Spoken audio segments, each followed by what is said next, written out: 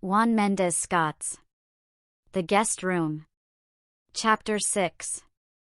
Watching out for another landslide. We had just gotten home from work that evening. Liana was pulling up in her car as we were pulling into the driveway beside Preston's Charger. I glanced over at Mrs. Taylor, who was working in her flower garden and staring at us at the same time. "Hi, Mrs. Taylor," I said, waving at her as I got out of the truck. As usual, Mrs. Taylor gawked at us like we were crazy, especially me, giving me a half-assed wave before heading into her house. "You know, there are times I catch her, she just stares at me real funny," I said. "Yeah, I noticed that," Preston said. "Maybe you remind her of somebody." "She's been staring at me like that since we moved over here over a year ago." "I know." I stared over at Mrs. Taylor's house for a moment and said, "What is up with her?" Liana walked up, smiling and glad to be off work. "Hey," I said. "Hey," Liana replied. "So, how was the traffic coming home from work?" Liana rolled her eyes and sighed. "Coming from DC then dealing with the traffic on 210. Girl, it's hell."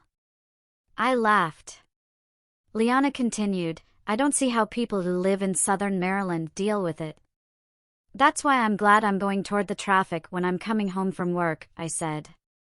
"And you're lucky you don't have to deal with that shit," Liana said. "Yeah, we are lucky we don't have to deal with that shit," Preston said with a slight grin. "I cannot wait to get into this house," Liana said. "Kick off these shoes and put my sweats on." I grinned. "I know that's right. You got me wanting to do the same thing."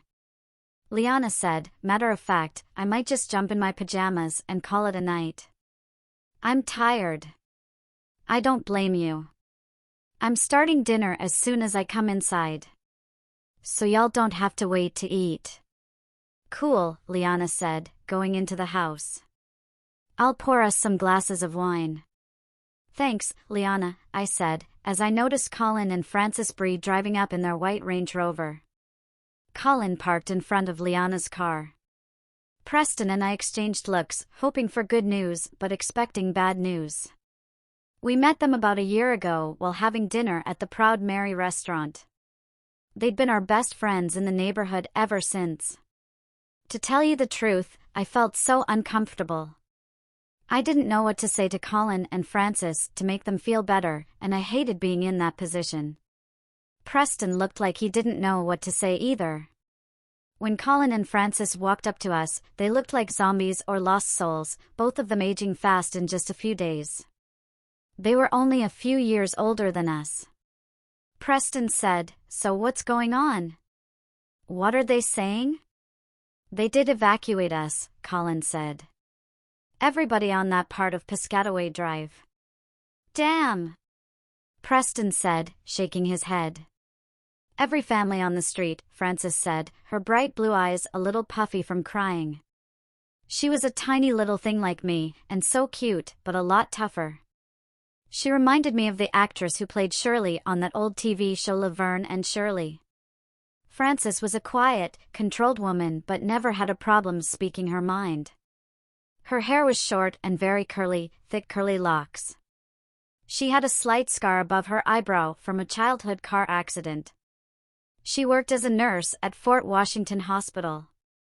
I loved their house, with its large windows overlooking Piscataway Creek. Many nights, I'd spent at the Breeze home, Frances and I on the couch, sipping wine and watching her favorite movie Eyes Wide Shut.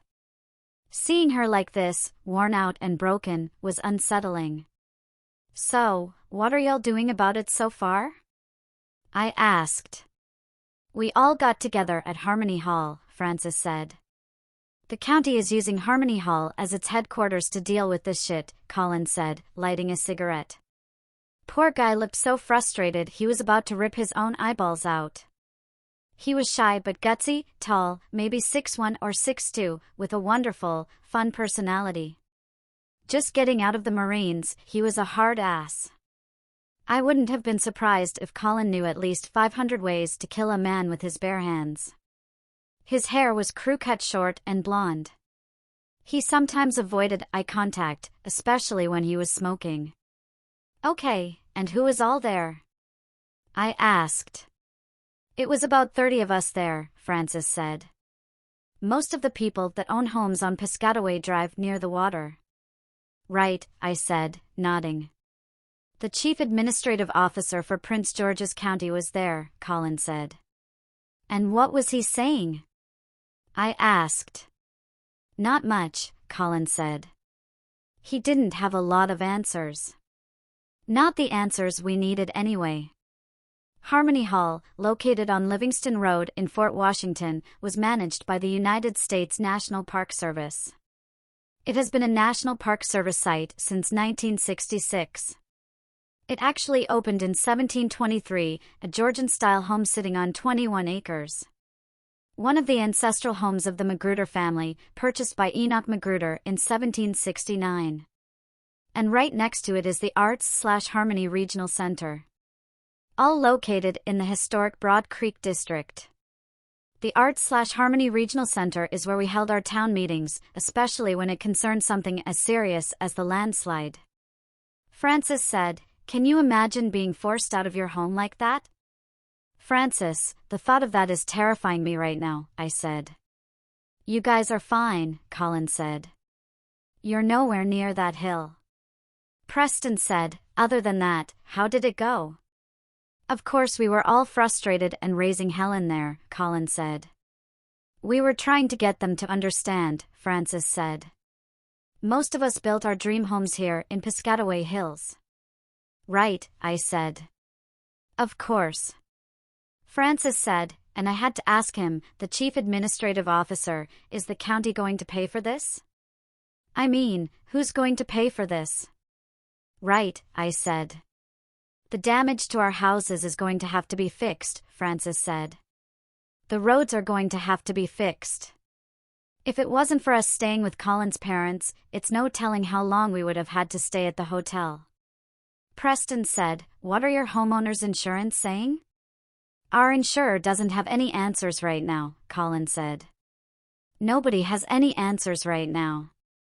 And they won't let y'all into your house at all? I asked. Nope, Colin said, shaking his head. Can't go back in there.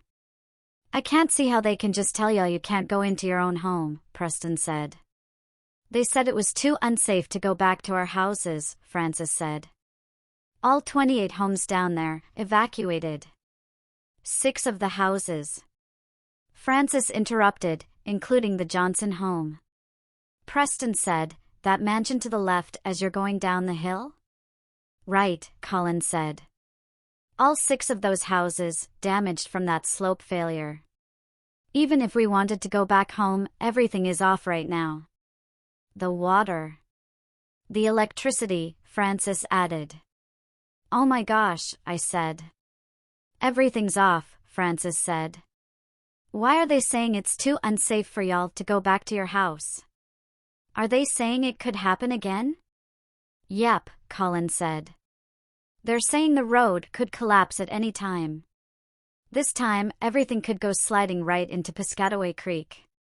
Just hearing Colin say that was going to have me up all night, standing by the window, watching out for another landslide.